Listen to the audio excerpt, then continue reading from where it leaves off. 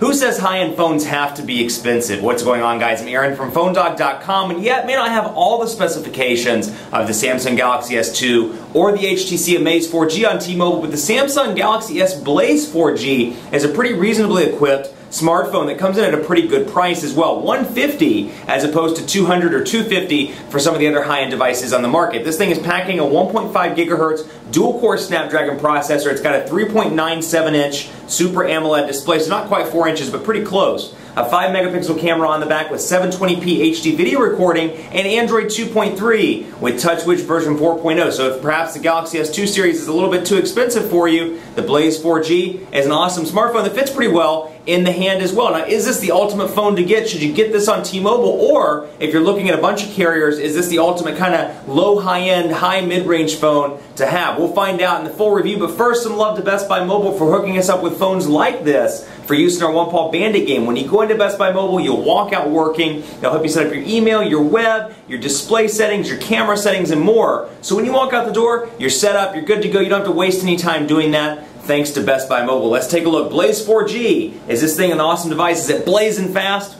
See what I did there? We'll find out starting right now. Look, I love high-end phones as much as the next person, but let's be honest, not everybody needs a high-end smartphone, and for a lot of people, you can get a great phone with a lot of features at a great price. But the Blaze 4G is one of those devices. The full name is the Samsung Galaxy S Blaze 4G, and it's available as of the 28th in all T-Mobile retail stores nationwide for $149.99. So available now in some select stores. The press release said March 21st, limited availability, with full rollout occurring on March 28th. So you may be able to get this at your local T-Mobile store, but again, $149.99. Spec-wise, it's really not that far from the Galaxy S2, so they're not calling it Galaxy S2, but kind of think of this device like the Samsung Captivate Glide, which came out on AT&T and had that QWERTY keyboard. It's very similar, and even though the specs don't quite match up to the Galaxy S2 line, it had a 1 gigahertz dual-core processor, for example.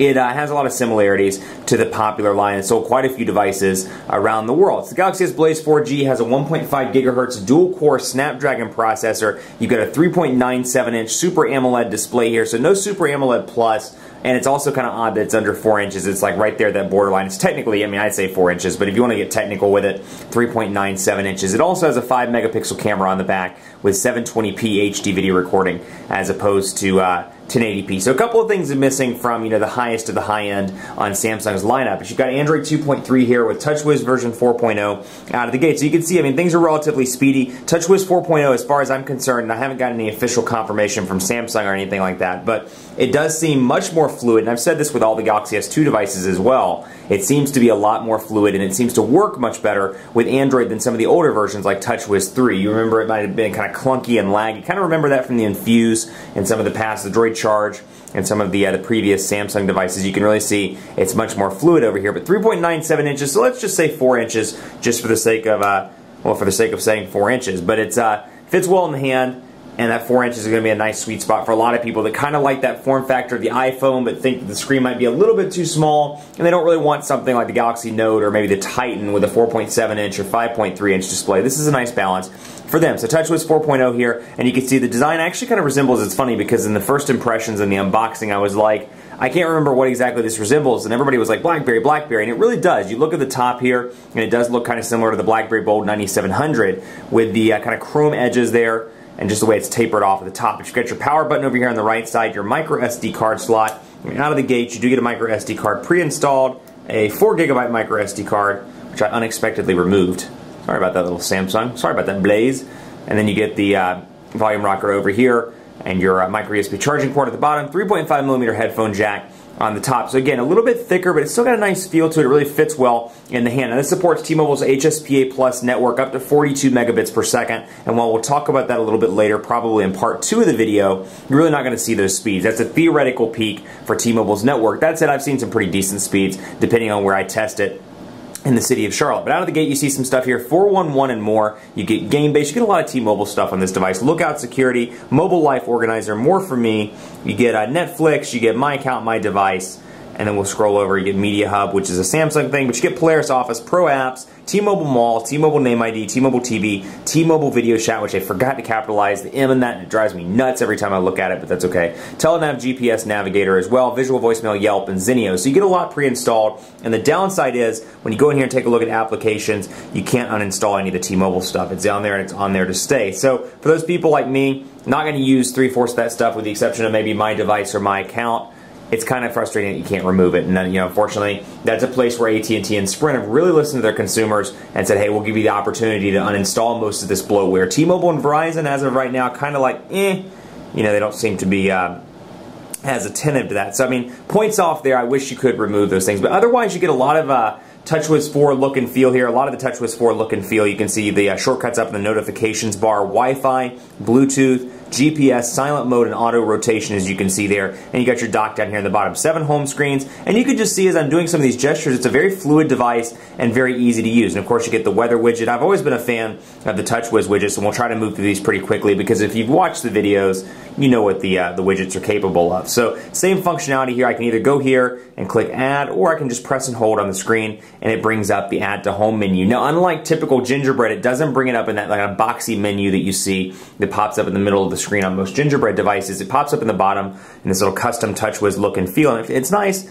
and it's nice little fluid functionality. You can see as I scroll from side to side, it scrolls kind of like album covers in the music application, but you've got some cool widgets like AccuWeather, Bookmark, Buddies Now, you got the agenda, you got the ability to customize the home screen, digital clock, and more, so I can bring that one out, and you've seen that, a typical Samsung one, and actually that debuted with the Samsung Galaxy S2 in Barcelona in 2011, so you may remember that widget, and that's one of my favorites from Samsung. But another big thing for me about TouchWiz version 4.0 is the ability to customize a lot of the Samsung widgets. For example, we'll go in here and take a look at weather, and you can see the ability to customize the size. That's huge for me because, you know, you have a home screen like this, and let's say you have a little bit of space left, and, you know, a lot of the widgets are too big, perhaps some are too small, but you look at these widgets with HTC or with some of these other manufacturers and their user interfaces, you can't customize the widget size. So you're kind of stuck. If you don't want these widgets here, you can either move them around and try and make space, or you're out of luck, you know, and you may have to use one of your other 7 home screens. With Samsung, you can customize, and this is an actual T-Mobile widget, so I don't think you can customize that, but you can customize a lot of the TouchWiz 4 widgets, and that's a really nice perk. Another thing you can do that I've always been a fan of, you can come in here to settings, take a look at display, go to screen display, and you can change the font. This is just a neat little feature I kind of like. I can change it to Choco Cookie, for example. Choco Cookie, that sounds really good. It is 537, and apparently my sweet tooth is kicking in. So you can see, much like typical Samsung devices of the past, all the way back to some of Verizon's messaging devices that were Samsung, you can change the font around, you can change the home screen and lock screen wallpaper, and the clock position as well. So in terms of personalization, HTC may have a lock on that in a lot of ways, but I think Samsung's done a really good job over the past couple of months with TouchWiz 4.0 and with allowing some custom font things and some things like that. So we'll go into messaging and take a look here, and you can see typical T-Mobile stuff, and you've got your button here, and then when you scroll it over, or when you go over into landscape mode rather, you can see kind of this form factor here. Welcome to T-Mobile.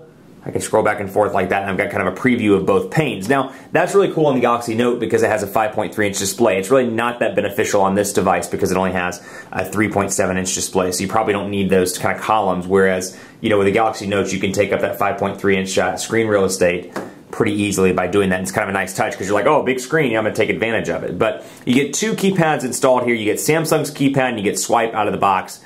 And then here's Samsung's keypad. And you can, of course, download additional third-party keyboards from from Google Play. I need to make sure I say it right. Google Play. I'm still saying Android Market in a lot of these videos. But Google Play, and one of my personal favorites is the Ice Cream Sandwich keyboard, which you can download in a free and a paid version. So we'll say the Quick Brown Fox is craving sunshine. Quick Brown Fox is stuck in the office, and he's craving sunshine. So apparently the Quick Brown Fox is Craig Sunshine, but you can see here in landscape mode. And I think for a lot of people, landscape mode is going to be more than enough, but for people with larger thumbs, you know, you may want to look at something with a little bit bigger display, perhaps the Amaze 4G or perhaps the Galaxy S2, both with 4.5-inch displays on T-Mobile, as opposed to 3.97. But still, in landscape mode, pretty decent. You can see the transition effects are reasonably fast. I don't want to spend too much time in that. Let's take a look at web as well. And again, you can kind of see some of these HSPA Plus speeds at work, although I will say it's rush hour right now, so if the speeds are a little bit slow, that may be the culprit. So we're loading up right now on PhoneDog, and you can see it changes the font on the site as well. And even before the page is fully loaded, you can see pinch to zoom, relatively responsive, getting a little bit of checkerboarding there, but nothing too major. And then out here, typical settings, Windows, new window. And I can come in here to Windows while this is loading and take a look, for example. And you can see where I left off. So I can go to a new window, load up whatever, web to go, let's say. And then I can scroll right back and pick up where I left off on PhoneDog.com. So I can scroll over here, for example, and go into, and wait for it to load up. I can go into our rankings program, which is pretty cool. I'll go to PhoneDog.com. And I'm going to switch out and say rankings, where you can rank your own smartphone. Actually, check this out if you haven't. It's pretty cool. You can go to phonedog.com/rankings and vote for your favorite smartphones. So it's user-driven voting, which I think is super cool, and it's better than us saying, oh, hey, here's our top 5. Those are well and good, but here you can have a say in the official smartphone rankings as well, so you can see what's trending. But pinch to zoom, very responsive on this bad boy, though. Again, you get some checkerboarding as well, and then landscape to portrait transitions, nice and fast. On that front also. So typical layout here, and you can see again, I want to highlight the fact 1.5 gigahertz dual core Snapdragon processor seems to be running relatively well, but you get the typical Samsung stuff over here, the ability to come in here and clear out the RAM and to see my active applications, which of course just canceled out as I cleared out the memory. And then typical TouchWiz interface here with contacts, and I have Billy Bob here as an example. And I can click on that and I have a picture for him and a fake number, and I can go up here to my tabs and see history, activities, and photos. So TouchWiz isn't necessarily laid out, in terms of personal information management. It's not laid out as great as some of the others. I still think Sense all of the Sense versions have a lock on this because they do a great job with kind of separating messages, individual pictures that a person's tagged in, missed calls, and more. Though I will say it's nice to have the history with Billy Bob, the activities, and the photos, and of course I can quickly favorite that contact, and I can see down here where this person works or have some notes, and then I can easily call or message home as well. Same thing over here in the phone interface. Not a lot's changed, particularly if you're coming from another TouchWiz device. And you can see logs, contacts, favorites, and I just swipe over and see. So you can see logs, contacts, and favorites, and I simply swipe over and I can see groups as well. And of course, typical island landscape here. Or island keys rather, with some shortcuts down here, call, voicemail, message, and then back, and you got your capacitive buttons down here at the bottom, menu, home, back, and search.